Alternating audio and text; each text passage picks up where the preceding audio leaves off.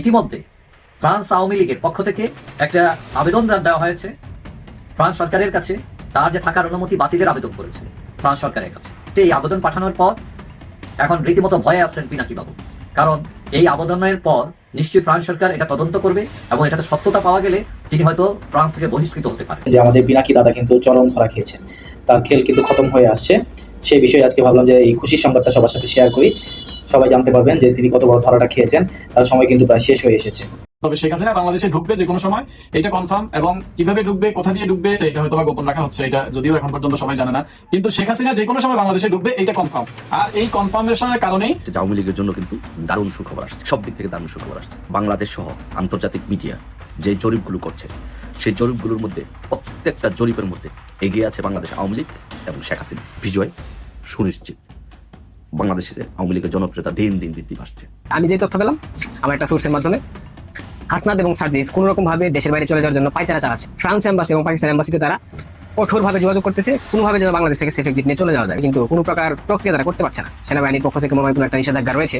আগামী এক সপ্তাহের মধ্যেই দেশে ফিরছেন আওয়ামী সভানেত্রী শেখ হাসিনা। ইতিমধ্যে ফ্রান্স আওয়ামী লীগের পক্ষ থেকে একটা আবেদন দেওয়া হয়েছে ফ্রান্স সরকারের কাছে।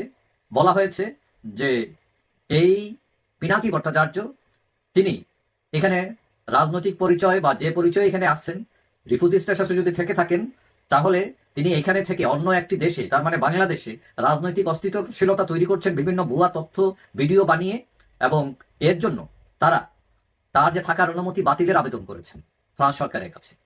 এখন শোনা যাচ্ছে ফ্রান্স সরকারের কাছে এই আবেদন পাঠানোর পর এখন রীতিমতো ভয়ে আসছেন পিনাকি বাবু, কারণ এই আবেদনের পর নিশ্চয়ই ফ্রান্স সরকার এটা তদন্ত করবে এবং এটাতে সত্যতা পাওয়া গেলে তিনি হয়তো ফ্রান্স থেকে বহিষ্কৃত হতে পারেন।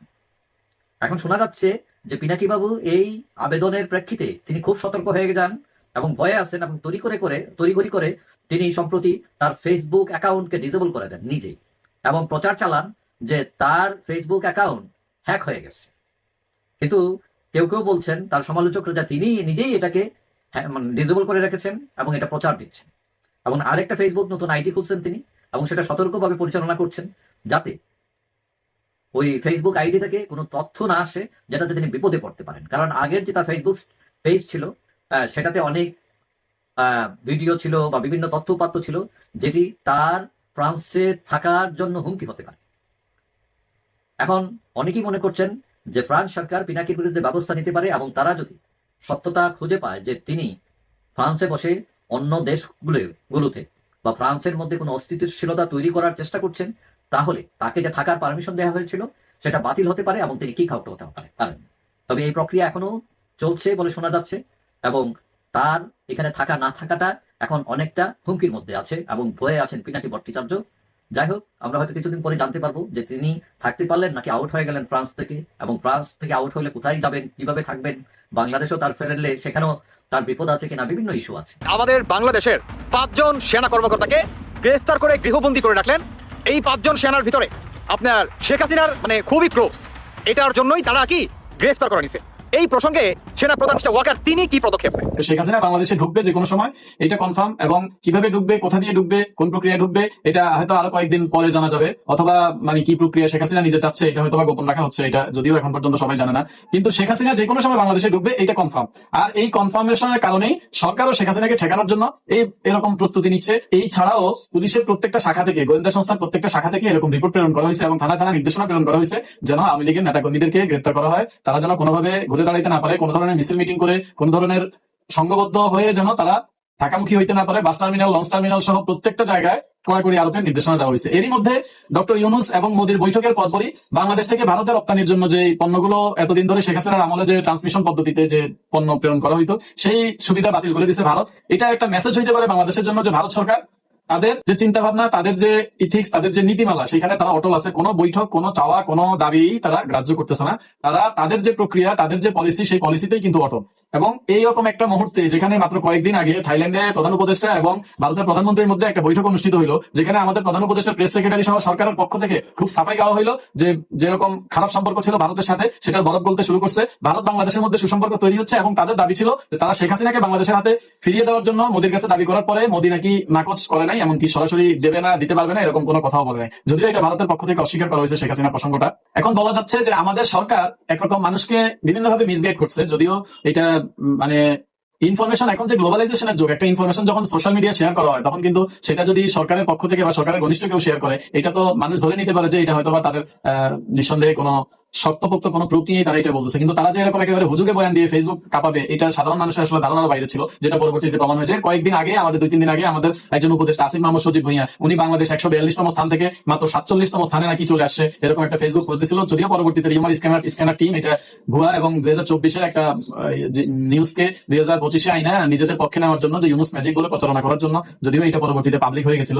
এইভাবে যে অপপ্রচারগুলো সরকারের পক্ষ থেকে করা হচ্ছে সেটা কিন্তু খুব বেশি দিন তারা টিকতে পারতেছে না, ধোপে টিকে না, যে কোনো সময় সেটা পড়ে যাচ্ছে, আবার প্রটেস্ট করতেছে, অন্যরা তথ্য প্রমাণ নিয়ে সেটাকে ভুয়া প্রমাণ করতেছে। এরকম একটা পরিস্থিতিতে যদি শেখ হাসিনা বাংলাদেশে এখন ঢুকে যায়, তাহলে নিঃসন্দেহে এটা আওয়ামী লীগের জন্য অনেক বড় একটা পাওয়া হবে এবং আওয়ামী লীগ খুব শক্তভাবে ঘুরে দাঁড়ানোর সাহস পাবে, সুযোগ পাবে। এমনকি তারা তার শেখ হাসিনার যে দাবি যে শেখ হাসিনা এখনো বাংলাদেশের প্রধানমন্ত্রী, হয়তোবা শেখ হাসিনা কোনো না কোনো ভাবে সেটা ম্যানেজ করে বাংলাদেশে আসবে, এরকম পরিস্থিতি যেহেতু সৃষ্টি হচ্ছে বাংলাদেশে, এটা হইতে পারে যে সরকারের কোনো টেকনিক, নেতাকর্মীদেরকে গ্রেপ্তারের হয়তোবা এটা কোনো টেকনিক হইতে পারে, আমরা জানি না। তবে সত্যি যদি শেখ হাসিনা কিছুদিনের মধ্যে বাংলাদেশে ঢুকে যায়, তাহলে নিঃসন্দেহে বাংলাদেশে একটা ভয়াবহ রকমের গ্যাঞ্জামের পরিস্থিতি তৈরি হবে। এই পরিস্থিতির দিকেই এখন বাংলাদেশ যাচ্ছে। শনিবার রাত 8টা থেকে পরবর্তী 1-1.5 ঘন্টা প্রধান উপদেষ্টার বাসভবনে যমুনাতে বিশেষ কিছু কি ঘটে গেছে, বিশেষ কোনো ঝড়, এই প্রশ্ন অনেকের মনেই। তার কারণ আপনারা জানেন যে প্রধান উপদেষ্টার পক্ষ থেকে জাতীয় ঐকমত্য কমিশনের সদস্যদেরকে তাগিদ দেওয়া হয়েছে আগামী ডিসেম্বরের মধ্যে নির্বাচন অনুষ্ঠানের লক্ষ্যে সব ধরনের সংস্কার কার্যক্রম বা সংস্কারের উদ্দেশ্যে রাজনৈতিক দলগুলোর সঙ্গে যে সংলাপ তা দ্রুত শেষ করার তিনি তাগিদ দিয়েছেন। এরকম একটি সংবাদ আমাদের সামনে এসেছিল এবং যেটি নিয়ে আমি নিজেও আপনাদের সামনে কথা বলেছি, তবে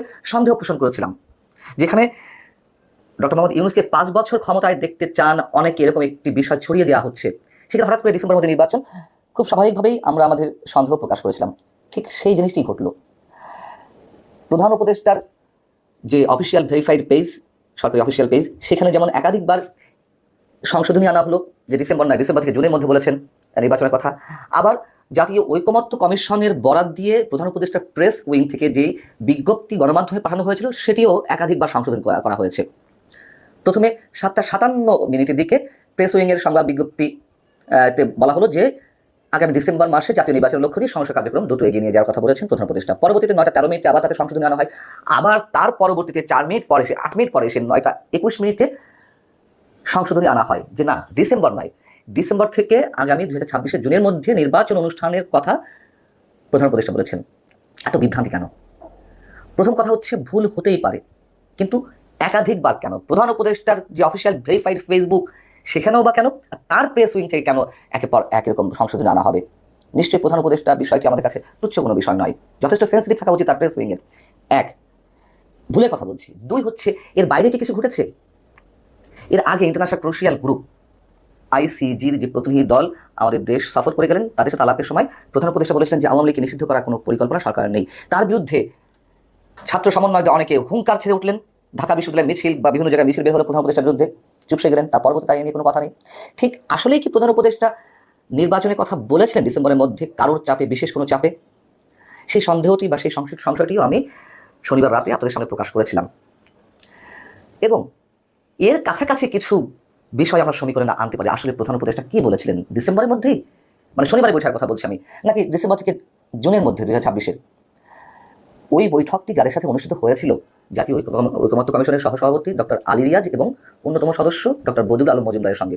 এই বিভ্রান্তি নিয়ে যখন বদিউল আলম মজুমদারের বক্তব্য জানতে চাওয়া হয়েছে সমকালের পক্ষ থেকে, আমি একবার নাম এবং স্পেসিফিক্যালি তিনি কী বলেছেন সেটি আমি আপনাদের সামনে একটু উল্লেখ করতে চাই। এই বিষয়ে জানতে চাওয়া হলে তিনি সমকালকে বলছেন, প্রধান উপদেষ্টা নির্বাচনের ব্যাপারে খুব সিরিয়াস। বৈঠকে তিনি আমাদের কাছে সংস্কার কার্যক্রমের খোঁজ খবর নেন এবং এ বিষয়ে জানানোর পরে যে সংস্কার কার্যক্রম কত মানে সে বিষয়ে আলোচনার জন্য যে বৈঠকগুলো সেগুলো কত দূরে গিয়েছে এগুলো জানানোর পরে তিনি এটি দ্রুত শেষ করার তাগিদ দেন। তার মানে কি ডক্টর বদিউল আলম মজুমদার কিন্তু খুব স্পষ্ট করে বললেন না যে না, আসলে তিনি ডিসেম্বর থেকে জানুয়ারির মধ্যে বলেছেন, যেহেতু পরবর্তীতে প্রেস উইংয়ের একটি বিজ্ঞপ্তি গিয়েছে গণমাধ্যমে একাধিকবার সংশোধনীর মাধ্যমে, সেখানে কিন্তু ডক্টর বদিউল আলম মজুমদার স্পষ্ট করেননি। অর্থাৎ আমরা ধরে নিতে পারি যে আসলে ডিসেম্বরের মধ্যে হয়তো বলেছেন কারোর চাপে বা বিশেষ কারোর চাপে। সেই জায়গা থেকে জাতীয় ঐকমত্য কমিশনের পক্ষ থেকে বা তাদের বরাত দিয়ে তাদের বক্তব্য শুনেই প্রেস উইং থেকে ওই ডিসেম্বরের মধ্যে নির্বাচনের কথাটি বলা হয়েছিল। এবং এই যে পরবর্তীতে যে বারবার চেঞ্জ করা হলো, সেটির পক্ষ কিন্তু ডক্টর বদরুল আলম মজুমদার নেননি। তাহলে বিষয়টি হচ্ছে, যখন এটি গণমাধ্যমে আসে ডিসেম্বরের মধ্যে নির্বাচনের কথা, সেটি নিয়ে কি কেউ তেলে বেগুনে জ্বলে উঠেছিল, হুঙ্কার ছেড়েছিল, তর্ক বিতর্ক হয়েছে, পরবর্তীতে এটি সংশোধনে আনা হয়েছে, এই প্রশ্ন উঠতেই পারে। তার পরিপ্রেক্ষিতে আবার প্রধান উপদেষ্টা প্রেস সচিব, আমরা তাকে সরকারের মুখপাত্র বলতে পারি, সব জায়গায় নাক গলান, যাই হোক, মিস্টার শফিকুল আলম, তিনি আবার গণমাধ্যমকে বলছেন এতে বিভ্রান্তি হওয়ার কিছু নেই, ভুল হয়েছে, সবসময় ডিসেম্বর থেকে জুনের মধ্যে প্রধান উপদেষ্টা নির্বাচনের কথা বলে আসছেন না। তার প্রোপাগান্ডা কিংবা তার ভুল তথ্য সম্পর্কে আমরা জানি, কিংবা অপতথ্য আমরা বলতে পারি স্পষ্ট করে।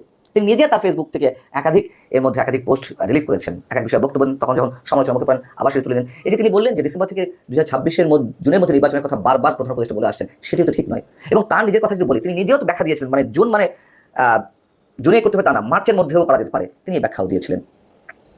তো এই বিষয়ে আবার যখন বিএনপি স্থায়ী কমিটির সদস্য ইকবাল হাসান মাহমুদ টুকু, তিনি বেশ মজার কথা বলেছেন।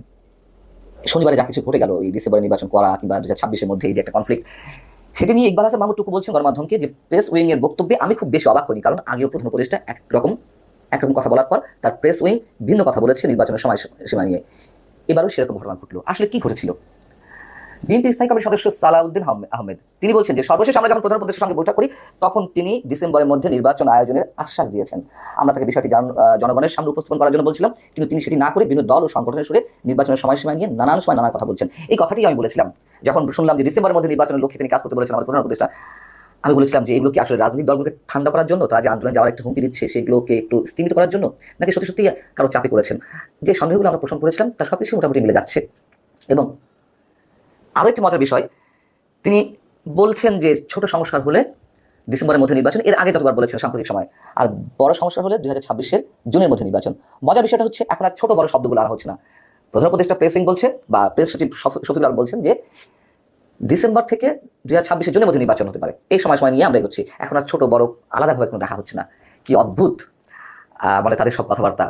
হাসনাত এবং সার্জিস কোন রকম ভাবে দেশের বাইরে চলে যাওয়ার জন্য পায়তারা চালাচ্ছে, কিন্তু কোনো প্রকার প্রক্রিয়া তারা করতে পারছে না। সেনাবাহিনীর পক্ষ থেকে মনে হয় কোনো একটা নিষেধাজ্ঞা রয়েছে, সুস্পষ্ট কোনো ব্যাখ্যা কিংবা তথ্য আমার কাছে নাই। তবে আমি এতটুকু শিওর হইলাম, ফ্রান্স এম্বাসি এবং পাকিস্তান এম্বাসিতে তারা কঠোরভাবে যোগাযোগ করতেছে কোনোভাবে যেন বাংলাদেশ থেকে সেফ এক্সিট নিয়ে চলে যাওয়া যায়। কারণ 7 মাসে ভাই যা করছে, আপনার এই জুলাই অভ্যুত্থানের যে মেটিকুলাস প্ল্যানের অংশ হয়ে বাংলাদেশের রাষ্ট্রীয় সম্পদ ধ্বংস করা, বিভিন্ন মতের মানুষের উপর নির্যাতন, নিপীড়ন, নির্মমতা চালানো, সংখ্যালঘুদের উপর হামলা, ধর্ষণ, তাদের ঘরবাড়ি লুটপাট, ডাকাতি, দখল, এরপর আওয়ামী লীগের কর্মী সমর্থকের উপর কি কি করেছে সেটা আপনারা সবাই দেখেইছেন, এটা নতুন করে বলার কিছু নাই।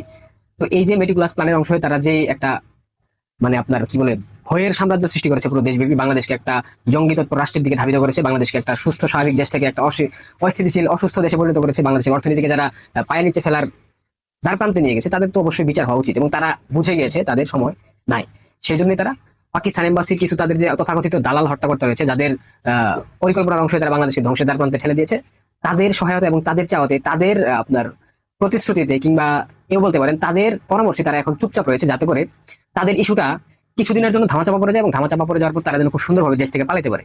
এবং আপনারা জানেন কিনা জানি না, তাদের অধিকাংশ মানে যেই সম্পদ তারা উপার্জন করেছে গত 7 মাসে, সেটাকে তারা কাতার এবং আপনার দুবাই, এই দুইটা দেশে এবং সুইজারল্যান্ডের একটা অংশ বা সুইজারল্যান্ডে তারা পাচার করেছে, এবং সেই পাচারকৃত অর্থ দিয়ে তারা তাদের জীবনকে বিলাসী জীবন হিসেবে আগামী দিনে চালানোর জন্য যা যা দরকার সেটা তারা বন্দোবস্ত করে ফেলেছে দেশের বাইরে। এবং তাদের যে দেশের বাইরে যে দালালগুলো রয়েছে, প্রবাসী দালাল, সেই দালালরা তাদেরকে সহায়তা করেছে। এক্ষেত্রে হাসনাত এবং সার্জিস চুপচাপ রয়েছে, তারা কোনোভাবে এয়ারপোর্টের ইমিগ্রেশনটা ক্রস করতে চাচ্ছে, কিন্তু সেনাবাহিনীর একটা অংশ তাদেরকে সেটা করতে দিচ্ছে না। জেনারেল ওয়াকরুজ্জামানের সরাসরি এখানে হস্তক্ষেপ রয়েছে, যাতে কেউ তাদের অনুমতি ব্যতীত সেফ এক্সিট কিংবা দেশের বাইরে যাইতে না পারে।